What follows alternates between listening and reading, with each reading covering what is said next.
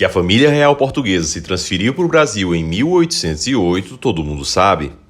Mas o que é pouco falado são os planos secretos para tornar Dona Carlota Joaquina como rainha da América Espanhola, em um movimento político que foi amplamente considerado na Argentina. Mas, afinal, como esse movimento surgiu? Ele tinha alguma chance de dar certo? Por que ele não foi para frente? E como Carlota Joaquina, que odiava o Brasil, por pouco não virou rainha na Argentina? No vídeo de hoje, vamos falar sobre o carlotismo e como os planos monárquicos argentinos deixam heranças no país até os dias de hoje. Mas antes de começar o vídeo, que tal educar seus filhos enquanto desperta neles a admiração pelos heróis da história luso-brasileira? A Caravela Kids preparou uma coleção incrível com 5 livros ilustrados sobre grandes figuras que marcaram nosso passado: Vasco da Gama, Felipe Camarão, Henrique Dias, José de Anchieta e o infante Dom Henrique. É conhecimento, aventura e valores para a vida inteira, contados de forma lúdica e cativante. Ao garantir sua coleção, você ainda recebe um curso exclusivo de leitura para crianças para tornar esse momento ainda mais especial. Mas essa oportunidade é por tempo limitado. Comprando até o dia 20 de maio, você adquire essas 5 obras com 40% de desconto e frete grátis. Então, não perca tempo. Clique agora mesmo no link da descrição e ajude a construir um futuro mais consciente, presenteando uma criança com obras da Caravela Kids. Em 1808, a Espanha mergulha em uma crise sem precedentes. Os franceses tinham tropas estacionadas dentro da Espanha sob o pretexto de invadir Portugal. No entanto, pouco a pouco essas tropas começam a se comportar não como exércitos aliados, mas como tropas de ocupação. E a situação, que já era incômoda, piora ainda mais com a verdadeira novela palaciana. O príncipe Fernando conspira contra o próprio pai, o rei Carlos IV, e chega ao ponto de armar um motim para tirá-lo do trono. Napoleão, que já tinha tropas estrategicamente posicionadas em território espanhol, não perde tempo. Ordena que se tome de assalto as principais cidades do reino e impõe sua autoridade.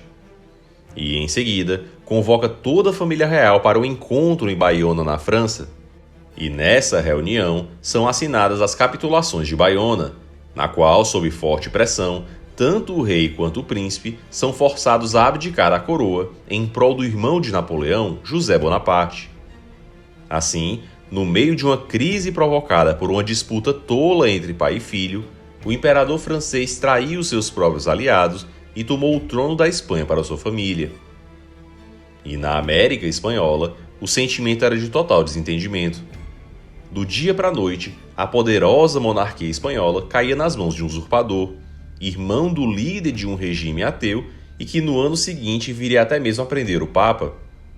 Para os espanhóis, era inconcebível que a monarquia católica, como era conhecida a monarquia espanhola desde a época de Isabel de Castela, ficasse nas mãos de um revolucionário francês.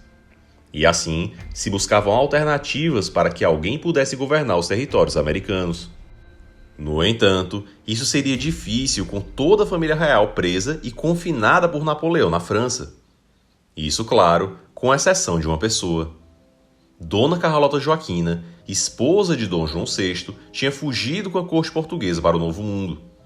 E desse modo, em 1808, no auge da traição napoleônica aos Bourbons espanhóis, uma filha de Carlos IV estava presente no Brasil. Assim, para muitos, seria maior vantagem que Dona Carlota pudesse assumir o controle dos vice-reinos espanhóis.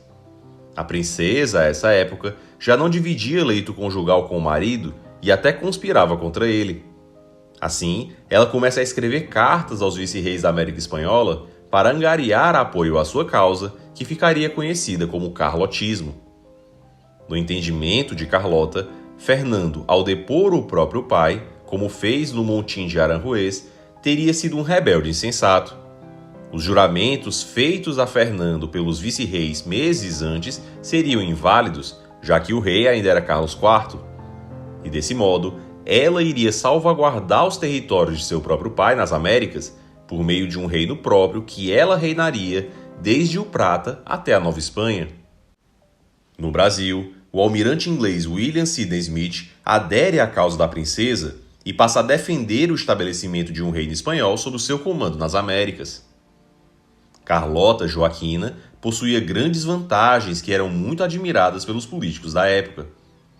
Sendo a princesa de uma educação notável, ela sabia dominar o movimento dos bastidores palacianos como poucos.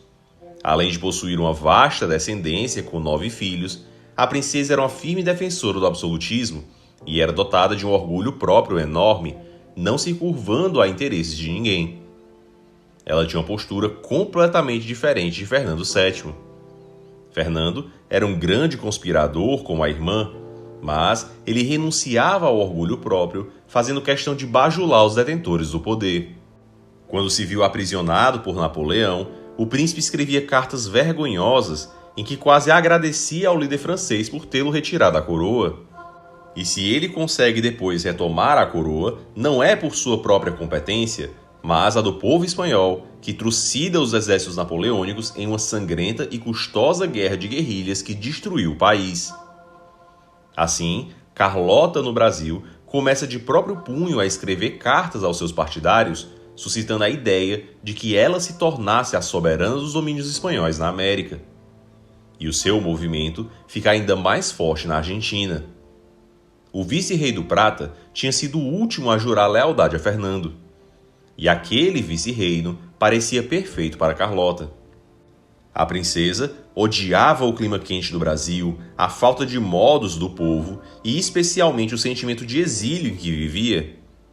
Mas, se ela fosse rainha reinante em um reino no Prata, a situação seria diferente.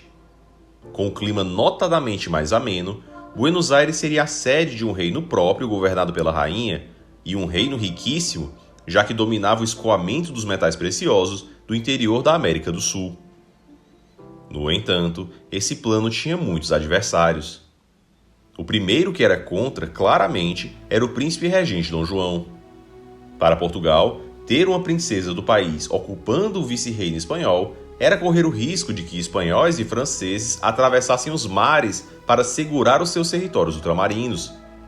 Ou pior, que Portugal perdesse seu território continental europeu. Na Guerra das Laranjas, os espanhóis já tinham ganho Olivença. Nada impedia que, com Carlota fazendo esse movimento, os portugueses sem o seu rei e em guerra com a Espanha perdessem grandes porções ou até mesmo todo o seu território europeu. Assim, por mais que o príncipe regente tivesse um casamento em crise com a esposa, não era do seu interesse que ela se aventurasse em um trono nas Américas. Outro que se opunha também aos planos de Carlota era o chefe de gabinete de Dom João, o Conde de Linhares. E também os ingleses se opunham aos planos da princesa. Por mais que ela tenha convencido um oficial britânico de renome como o almirante Smith, que apoiava firmemente o plano, ele estava isolado nisso. Ele, inclusive, teve severas discussões com o Lord Strangford por conta desse assunto, e foi depois punido, sendo mandado de volta para o Reino Unido. Não era interesse dos ingleses uma América espanhola forte, quem dirá um reino espanhol no Prata? Os ingleses várias vezes já tinham tentado conquistar a Argentina e, inclusive, o próprio Lord Beresford, que era o regente em Portugal, falhou em uma dessas missões ao tentar conquistar Buenos Aires em 1806. E, por fim, no próprio vice-reino do Prata, o pensamento sobre a ideia era dúbio. Manuel Belgrano, por exemplo, que foi o autor da bandeira argentina e um dos principais independentistas, foi também um dos maiores defensores da ideia de empossar Carlota como regente ou até como rainha. E junto dele, muitos outros espanhóis compravam a ideia, como os juristas Juan José Castelli, Juan José Passo, Antônio Luiz Beruti e Hipólito Vieites. No entanto, também na Argentina havia resistência à ideia. Os vice-reis espanhóis já tinham jurado fidelidade a Fernando VII e não poderiam jurar nada sem serem acusados de traição. Assim, os burocratas não podiam declarar apoio à ideia remota por cartas sob pena de acabarem na forca. Para idealistas como Belgrano, a vinda de Carlota faria com que esse novo reino pudesse abrir o comércio e acabar com a diferença de status entre crioulos e peninsulares que foi estabelecido pelo avô da princesa. Mas, ao mesmo tempo, havia muita desconfiança. Muitos interpretaram essa proposta como uma interferência portuguesa nos assuntos da Espanha. Aliás, Por mais que Carlota fosse espanhola, ela ainda era princesa de Portugal? E quando Dona Maria I morresse, ela seria rainha? Como então poderia uma mesma pessoa ser rainha consorte do reino absolutista português e ser rainha regente na América? Como a família real poderia viver separada a milhares de quilômetros? Além disso, como ficaria a sucessão desses reinos? O infante herdeiro de Portugal herdaria os territórios espanhóis? Seria assim Portugal dono de toda a América espanhola e portuguesa juntas? E assim, diante dessa série de questionamentos naturais, o movimento carlotista é abandonado. No México, de acordo com o historiador Edberto Oscar Azevedo, o movimento carlotista foi bem discreto, mas na Argentina ele foi amplamente considerado e chegou a influenciar a gênese do país. Após se tornar independente do domínio espanhol, San Martín, diferente de Simón Bolívar, consideraria fortemente importar uma monarquia europeia para governar a Argentina. A Argentina era uma república que por muito pouco não foi uma monarquia, e que, curiosamente, desejava muito se tornar uma. E isso se reflete também na própria bandeira da Argentina. Belgrano desenha a bandeira apenas adaptando a banda dos Bourbon.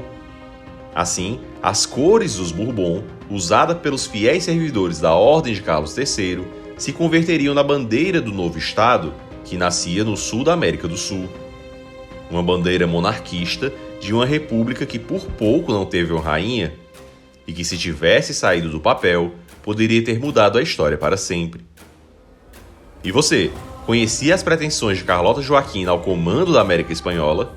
O que mais te surpreendeu? Então já deixa agora mesmo seu comentário para fortalecer nosso trabalho. E aproveita e seja membro aqui do canal. Assim você vai poder se aprofundar e conhecer cada vez mais a impressionante história ibérica.